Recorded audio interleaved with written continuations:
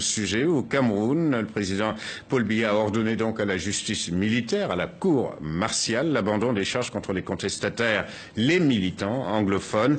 D'abord, le témoignage d'une des personnes, d'un des militants qui a bénéficié de cette mesure et qui a été libéré ce jeudi. D'abord, nous avons été placés dans une petite cellule qui était juste de la taille d'une pièce et demie, une pièce de 5 mètres sur 5. Et nous étions plus de 30 à y dormir sur le sol. Les conditions pour faire sa toilette étaient très très mauvaises. Finalement, nous avons été transférés à la prison centrale de Kondegui, qui est la prison la plus sécurisée du Cameroun, à Yaoundé. C'est une prison qui est faite pour 1500 prisonniers. Mais nous étions plus de 5000 dans cette prison. Les conditions de détention étaient déplorables. Voilà, conditions de détention déplorables, hein, Denise. Plusieurs dizaines de ces militants de la cause anglophone au Cameroun ont donc été libérés à la suite de cette grâce que l'on appellera judiciaire du président Biya. Mais tous les bénéficiaires présumés n'ont pas été libérés. Et puis cette main tendue présidentielle, quand on y réfléchit, c'est une main qui n'est pas totalement ouverte, car elle ne répond pas totalement aux problèmes de fond, c'est-à-dire aux revendications de fond de cette contestation qui dure depuis 1 an maintenant. C'est vrai qu'elle ne répond pas totalement, mais il faut aussi souligner qu'une partie des revendications a déjà été satisfaite, notamment la traduction du droit des affaires, de l'OHADA, mais également la prise en compte du common law, qui est l'équivalent du droit civil français pour les Camerounais francophones. C'est vrai que c'est un signe d'apaisement, mais il ne concerne que 50% des leaders, 20 autres sont encore en prison. Donc pour la Cameroun Civil Society, anglophone Civil Society, ce n'est pas assez. Le régime aurait pu faire plus, surtout que c'est dans le cadre d'un procès global que tous ces leaders avaient été arrêtés. Donc si on n'en libère que 50, ça veut dire que pour eux, le problème n'est pas résolu. Et c'est pour ça que le mot d'ordre de grève dans les 2 provinces anglophones n'a pas été levé. La rentrée n'a pas eu lieu le 4 septembre à Bamenda, et c'est sûr que ce sera une année blanche. Le pouvoir en place devrait faire d'autres gestes. Vous savez qu'on n'est plus qu'à moins d'1 an de l'élection présidentielle, et il se pourrait que les 2 régions anglophones boycottent cette élection, ce qui pourrait ne pas la crédibiliser. Vincent. D'abord, une observation. On évoquait tout à l'heure la séparation du pouvoir et les leçons de Montesquieu. Là, en l'occurrence, c'est à nouveau, et comme toujours au Cameroun, le fait du prince. C'est le bon plaisir de Sa Majesté. C'est par un décret présidentiel, pas une procédure judiciaire. Bon. Deuxième observation, moi j'ai toujours une crainte dans ce genre de situation, c'est la radicalisation. Et on s'aperçoit que la revendication, je dirais, sécessionniste, partitionniste, indépendantiste, qui était quand même extrêmement marginale, alors je ne dis pas qu'elle devient dominante du tout, mais vous avez des gens qui expliquent qu'ils sont passés de la thèse d'un retour au fédéralisme, qui a été en vigueur jusqu'en 1972, jusqu'au moment où Ahmadou Ahmadjo donc a l'État unifié, oui. Proclamé l'État unifié. Eh bien, il y a des gens qui ont tendance maintenant à glisser vers cette perception qui est beaucoup plus radicale. Donc ça, je pense que c'est un vrai souci, mais il faut revenir à l'histoire. Il y a eu un rapport récent de l'International Crisis Group, ICG, qui revient sur l'histoire du Cameroun, c'est-à-dire en fait l'ancien Cameroun allemand, qui, à la fin de la Première Guerre mondiale, est partagé entre 2 tuteurs, la France par la et Société des Nations, oui. Notamment province sud-ouest, nord-ouest pour l'influence londonienne, ce qui a un impact évidemment sur les traditions, sur le linguistique, etc.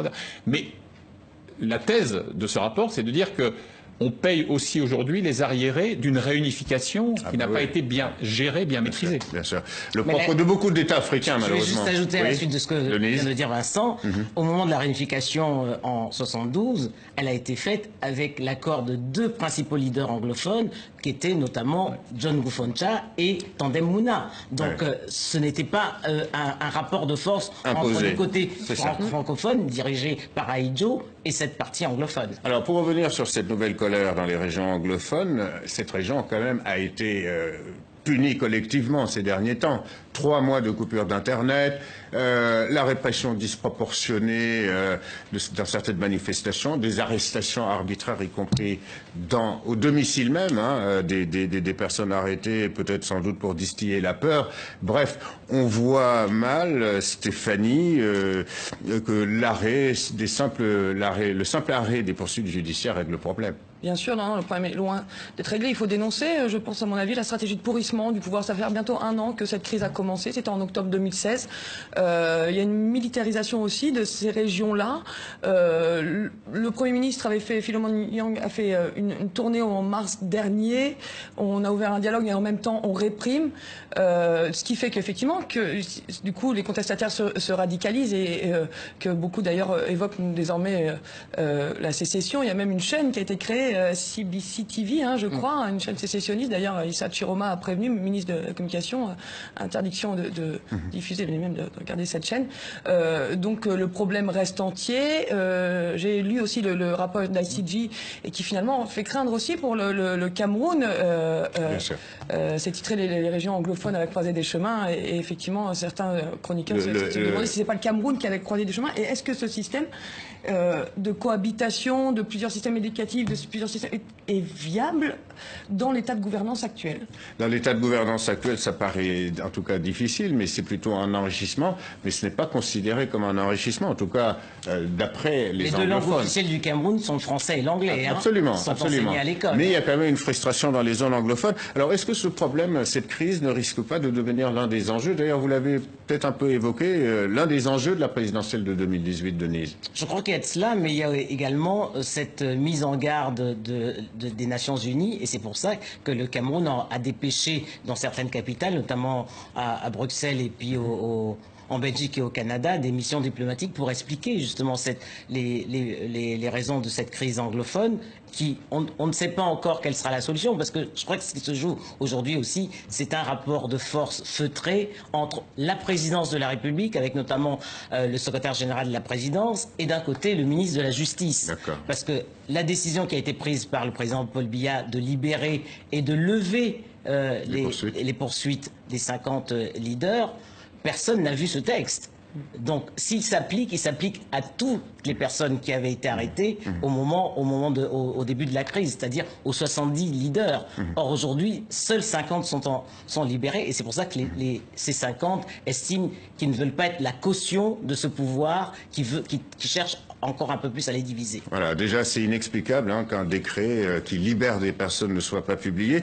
Par ailleurs, manifestement, Yaoundé ne veut pas dialoguer sur le fond avec ces militants anglophones. Pour Yaoundé, ça ne doit pas être un problème politique. C'est quasiment ça relève du droit commun, quoi, de délit, mais surtout pas, on ne veut pas parler de politique. Il est clair que le pouvoir camerounais ne veut à aucun prix entrer dans un type de dialogue qui, en creux, serait une légitimation d'une revendication autonomiste, en tout cas qui irait à l'encontre de l'idéal d'unité. Il veut bien discuter, mais à condition qu'à l'ordre du jour, il n'y ait ni le fédéralisme, ni la sécession. Bon. Et donc, moi, ce que je redoute par rapport au calendrier électoral qui a été évoqué à deux reprises, c'est qu'au fond, cette affaire des régions anglophones, c'est l'un des symptômes, l'un des nombreux symptômes d'un pouvoir totalement sclérosé. Et je pense que bouillonne dans ce pays pas seulement la question identitaire, communautaire et linguistique, mais aussi une question toute simple de démocratie, d'alternance et d'émergence de personnalités et de qui n'ont pas été vitrifiées par la fameuse opération Épervier au nom de la lutte contre la corruption, pour ne citer que cet exemple-là. Alors, soyons justes aussi, c'est que c'est effectivement si ces deux provinces se présentent comme des provinces déshéritées, il est vrai, mais qui procurent quand même l'essentiel des ressources, notamment pétrolières du pays. On peut aussi, les habitants du Nord Cameroun peuvent aussi se dire frustrés et se sentir abandonnés, Denise. Mais pour autant, il n'y a pas ce phénomène identitaire. Le problème de la décentralisation est global. Il concerne toutes les 10 provinces du Cameroun. C'est ça. Elle a été décrétée en 1996 et en 2004, il y a eu un rétropédalage du pouvoir. Donc aujourd'hui, les gouverneurs de province gèrent des préfectures, j'allais dire. Ils n'ont aucun pouvoir. Administrativement, tout se passe encore à Yaoundé. Voilà, cette décentralisation n'est pas opérante. On évoquait pour le Kenya, du Kenya au Cameroun, on évoque beaucoup anglophones, francophones d'un côté, et c'est le Kenya parce que c'est un pays francophone. Donc je mets cette différence sur la table concernant le Cameroun. Est-ce que finalement aussi, il n'y a pas une différence de culture politique, on le voit déjà dans c'est évident. Voilà, c'est évident. Et qui peut rendre, c'est pas incompatible, je souhaite l'unité de la nation camerounaise en tout cas, mais qui peut rendre difficile la cohabitation encore de régions, de cultures différentes, voilà. Mais au moment de la colonisation. Je veux juste préciser un fait d'histoire, c'est qu'en 72, au moment de la réunification, les anglophones avaient le choix, soit être attachés au Nigeria, soit être attachés au Cameroun. Ceux qui ont fait le choix d'être attachés au Cameroun l'ont fait en toute bonne conscience. Mais pour autant, on n'a pas à les considérer comme des citoyens de seconde zone, ce qu'ils refusent d'être. Voilà. Et puis, ce pouvoir jacobiniste, finalement, de Yaoundé, qui veut régner sur tout et qui ne décentralise rien. C'est la fin de cette émission. Merci Denise Epoté, merci Stéphanie Hartmann, Vincent Hugeux, ainsi qu'aux équipes techniques et rédactionnelles d'Afrique Presse. Cette édition est à réécouter ou à revoir sur les sites de RFI et de TV5 Monde. Grand merci de votre fidélité à Afrique Presse qui vous donne rendez-vous à la semaine prochaine.